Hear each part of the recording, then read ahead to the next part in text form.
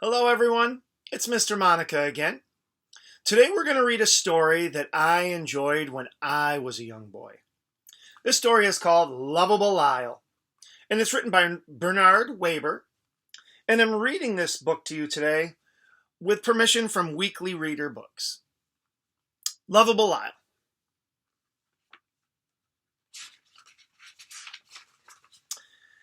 Everyone loved Lyle the Crocodile. The Prim family, with whom he lived, loved him dearly, of course.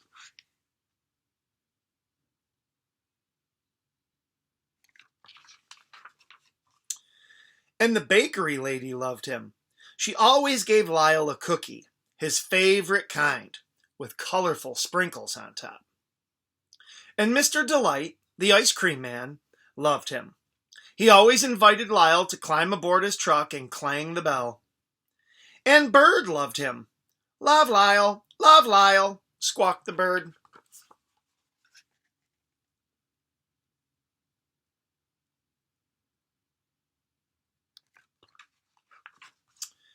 And the children loved him. They always called for Lyle to come out and play. And in return, Lyle loved the whole wide, wonderful world. He didn't have one single enemy in it. Or so he thought.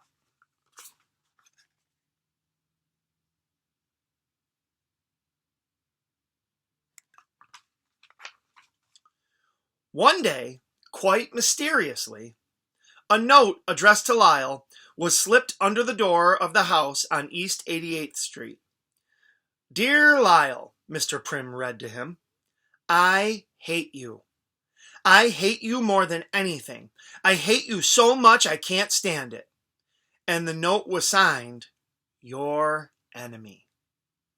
Everyone was so surprised. Oh, how dreadful, cried Mrs. Prim. Whatever reason could anyone have for hating Lyle? Don't worry about it, Lyle, said Mr. Prim. Just keep being your wonderful self and try to forget this ever happened. Lyle went off to bed that night, trying hard to forget. Still, as he switched off the lights and gazed down upon the empty street below, he could not help sadly thinking, somebody out there hates me.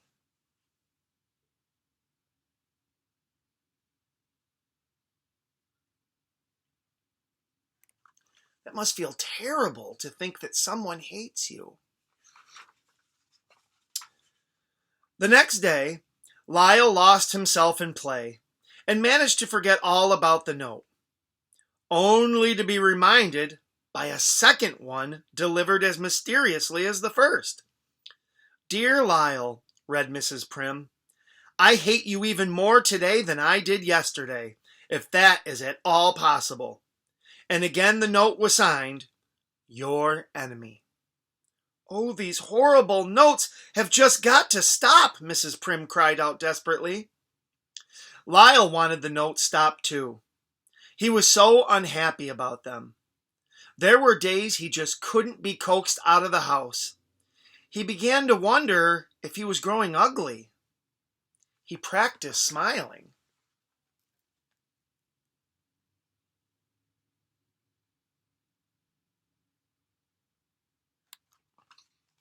Poor Lyle.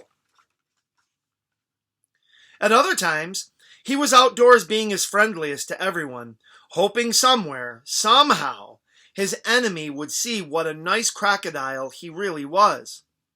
He smiled big, big smiles. And he waved big, big waves, greeting one and all as warmly and as joyously as he knew how. He performed all of his surefire tricks to amuse people and practiced new ones at home each night.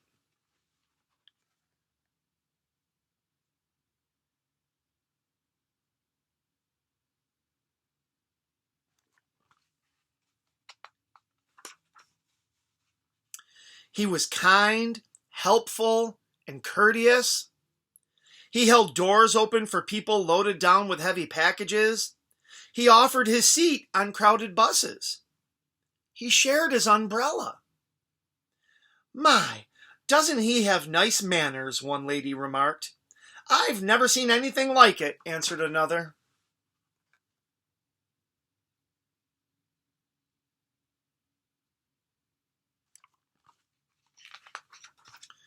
Poor Lyle worked so hard at being nice, he was positively exhausted by the end of the day. Indeed, all of the Prims were unhappy about the notes.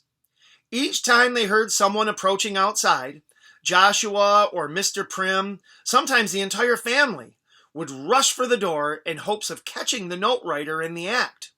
They even took turns watching from the window.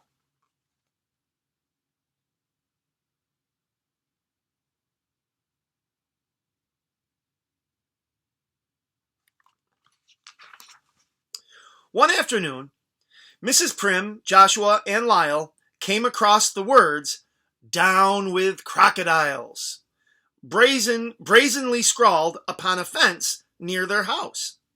Mrs. Prim tried hopelessly to erase the nasty words with a tissue. "Well, Lyle," she said as they made their way home, "it seems no matter how much we may think we want to, it isn't always possible to please everyone or to be liked by everyone." As they approached their house, they noticed the small figure of Clover Sue Hipple, the new girl in Joshua's class.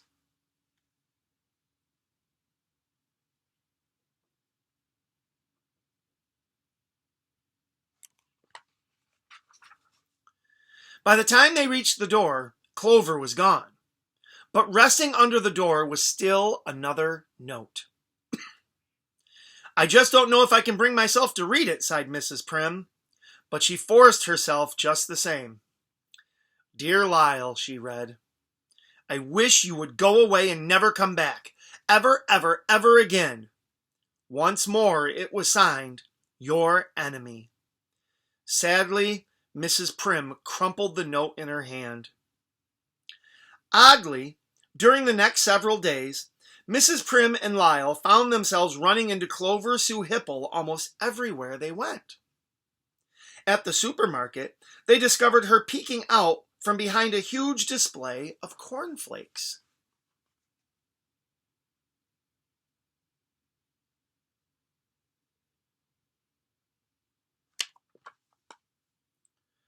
Do you think Clover Sue Hipple could be Lyle's enemy? We'll have to keep reading. Another time, they caught a glimpse of her hiding behind a tree. And again, one afternoon, they discovered her crouched behind a mailbox. Each time, Mrs. Prim smiled and tried to say hello, and each time, Clover skittered off before she had a chance.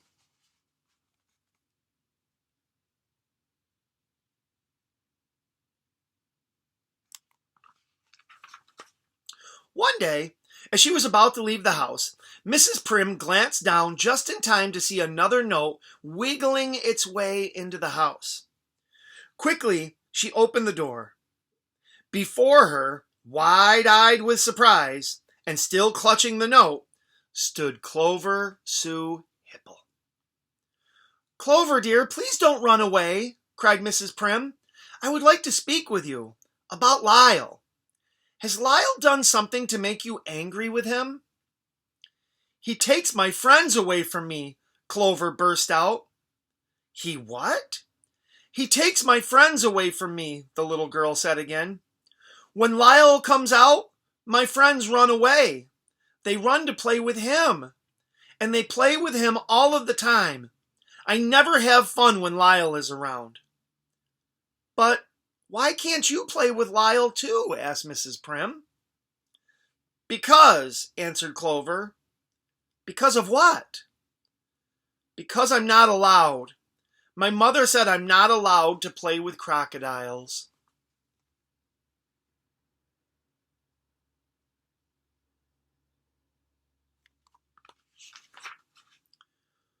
"Why don't you invite Clover's mother here to meet Lyle?" suggested Mr. Prim that night. "I'm sure when he sees for herself how gentle Lyle really is, she won't mind if Clover plays with him." Mrs. Prim telephoned Clover's mother the very next day. Lyle and I want so much to meet you, she said. Could you join us for tea tomorrow afternoon? I would be delighted, answered Mrs. Hipple. Mrs. Hipple made a note of the address, and all was cheerfully arranged. Now, who is this nice Mrs. Prim? Clover's mother wondered. Setting up the new house had left her little time for meeting neighbors. And who is Lyle? The only Lyle she knew of was that wretched Lyle the Crocodile creature, who lived with a most peculiar family somewhere nearby. Imagine, she clucked disapprovingly, a crocodile living among decent, respectable people. But this Lyle? He must be that nice Mrs. Prim's husband, she decided. Of course.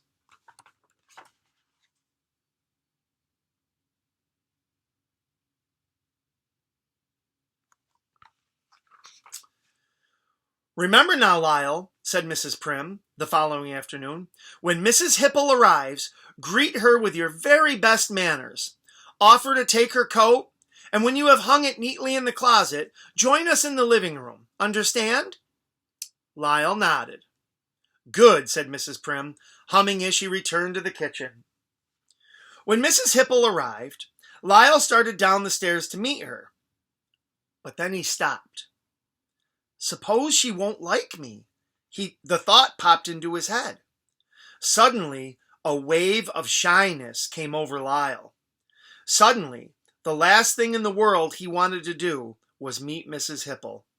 Lyle! Lyle! Called Mrs. Prim.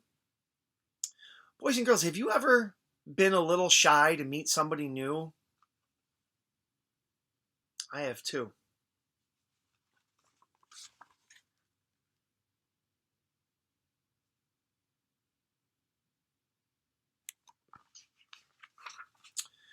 Lyle! Lyle, where are you? We have company, Mrs. Prim called again as she led her guest into the living room. He wanted to go to her, but instead, and although he kept telling himself it was absolutely the silliest, most ridiculous thing he could possibly do, Lyle squeezed himself into the hall closet and hid. Mrs. Prim looked for him upstairs, and she looked for him downstairs. I just can't imagine what has become of Lyle, he heard her exclaim.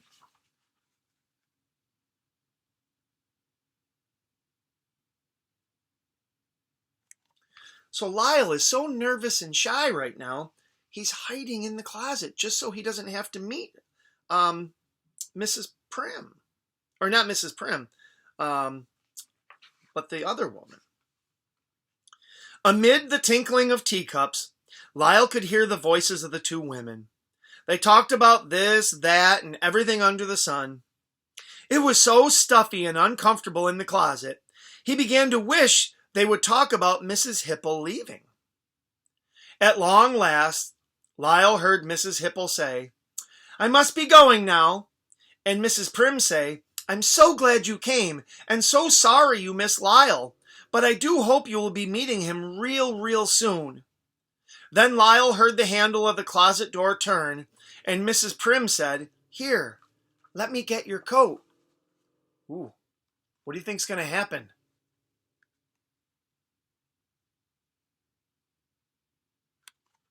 I wonder if she'll see Lyle hiding in there.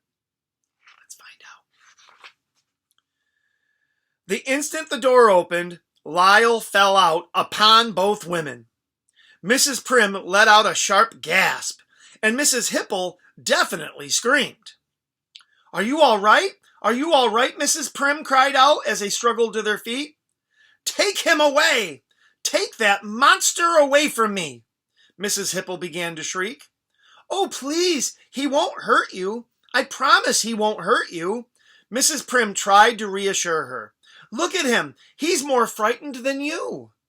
Let me out of here, Mrs. Hipple shrieked on. Let me out of this terrible house.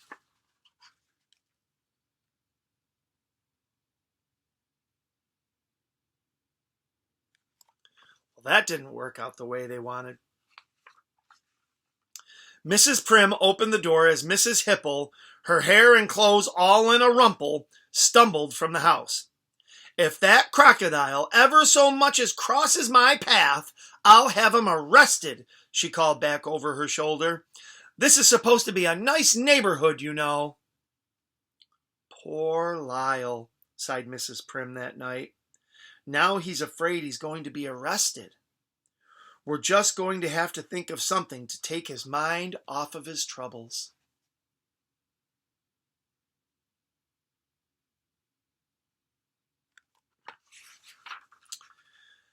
On the first warm day, the Prims knew just what to do for Lyle. "We'll take him to the beach," they decided.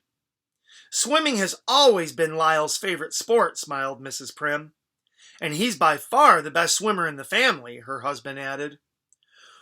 While Mr. and Mrs. Prim made themselves very comfortable, and Joshua started on a sandcastle, Lyle took a running dive into the water.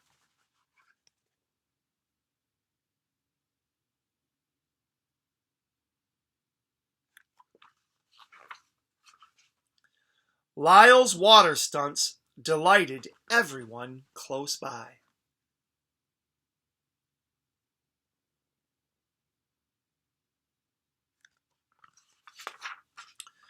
Everyone, that is, except Mrs. Hipple, who had just arrived and with Clover was dunking her feet. Mrs. Hipple set out at once to find a lifeguard. "Lifeguard! Lifeguard!" she cried. "Do you permit crocodiles to bathe here?" "Certainly not," answered the lifeguard. "Well, it might interest you to know there is a crocodile bathing out there this very minute." Mrs. Hipple pointed to the spot where she had seen the crocodile.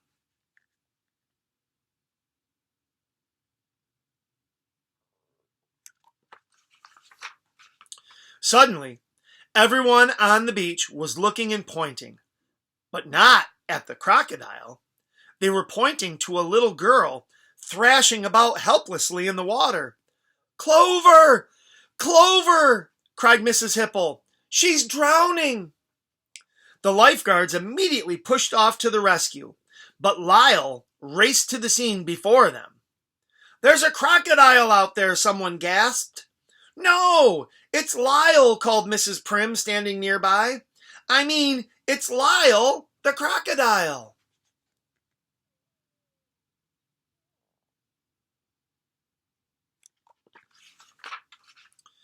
Lyle brought a very wet but happy Clover safely back to shore.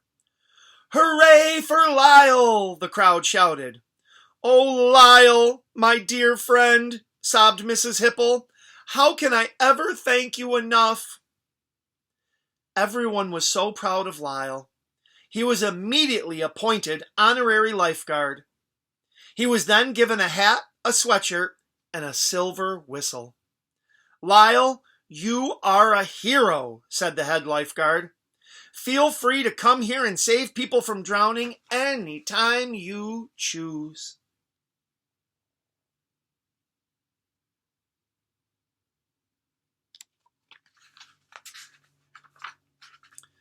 The next day, a note addressed to Lyle was found under the door of the house on East 88th Street. Uh-oh, another note. "Oh no, not again," Mrs. Prim moaned. "Dear Lyle," read Mr. Prim, "I love you. I love you more than anything. I love you so much I can't stand it." And the note was signed, "Your friend for life, Clover Sue Hipple. P.S., Mr. Prim continued, may I play with you today? P.P.S., my mother said it's all right." Lyle smiled. One of his big, big smiles.